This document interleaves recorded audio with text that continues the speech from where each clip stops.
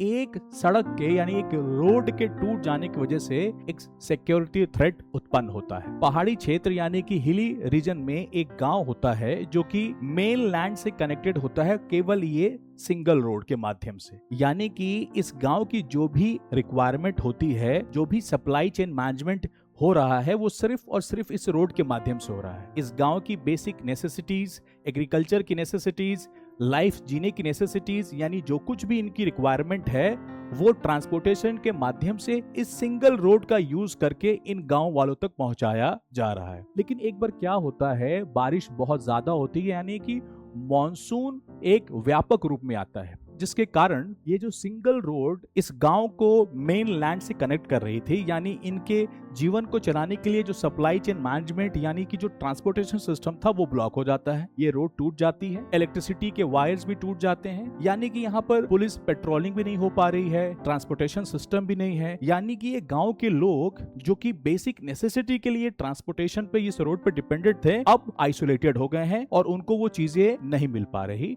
यानी these people are in a condition कि अब इनको ये रोड किसी तरीके से कोई लाभांश यानी कोई बेनिफिट नहीं पहुंचा पा रही। अब इस चीज का फायदा उठाते हैं कुछ लोग जिनको हम अभी एक्सट्रीमिस्ट के नाम पर या एक्सट्रीमिस्ट के रूप में समझ सकते हैं। अब जब वो लोग आते हैं तो वो गांव वालों को फूड के माध्यम से और बेसिक नेसेसिटी में जो चीजें की रिक्वायरमेंट होती है वो देते हैं और ये बताने की कोशिश करते हैं कि वो गवर्नमेंट से ज्यादा तत्पर हैं और उनके लिए वो हमेशा अवेलेबल है। लेकिन जब ये सामान ये गांव वालों को देते हैं तो वो बताने की कोशिश करते हैं कि अब आपको स्टेट यानी गवर्नमेंट के साथ कोऑपरेट नहीं करना, पुलिस को कोई भी इंफॉर्मेशन नहीं देनी, बिकॉज वो आपकी चिंता नहीं करते और हम आपकी चिंता करते हैं। और इस तरीके से वो गांव वालों को अपने कॉन्फिडेंस में ले लेते हैं। और इसी तरीके से अगर कुछ समय बीता है तो गांव के कुछ लोग भी इनके टीम में पार्टिसिपेट करते हैं। अब इस पूरे सिचुएशन को आपने देखा कि जैसे ही एक इकोनॉमिक डिप्रीविएशन हुआ, गांव वालों की डिपेंडेंसी जो थी वो उस रोड पे थी और उस रोड के चले जाने से उनकी बेसिक लाइफ चैलेंज हो गई। और कुछ लोगों ने उनको थोड़े से हेल्प करके उनको एक कॉन्फिडेंस दे दिया कि गवर्नमेंट उनके लिए कुछ नहीं कर रही है, पुलिस को वो कोई इन्फॉर्मेशन ना दे और वो उनकी हेल्प करेंगे। इसलिए गांव के भी कुछ लोग उनके साथ पार्टिसिपेट करना शुरू करते हैं और ये सिचुएशन बन जाती है रेड कॉरिडोर। रेड कॉरिडोर मतलब मेओस्ट या नक्सलिज्म का ये क्षेत्र बन गया जो ये चाहता है या तो हम एक पैरेलल गवर्नमेंट क्रिएट कर लें या तो जो करंट गवर्नमेंट है उसको पूरी तरीके से अपरूट कर लें। तो एक सड़क टूट जाने की वजह से एक थ्रेट क्रिएट हो गया एंड यहाँ पर इंटरनल सिक्योरिटी अपना रोल प्ले करती है। और आप यूपीएससी प्रेप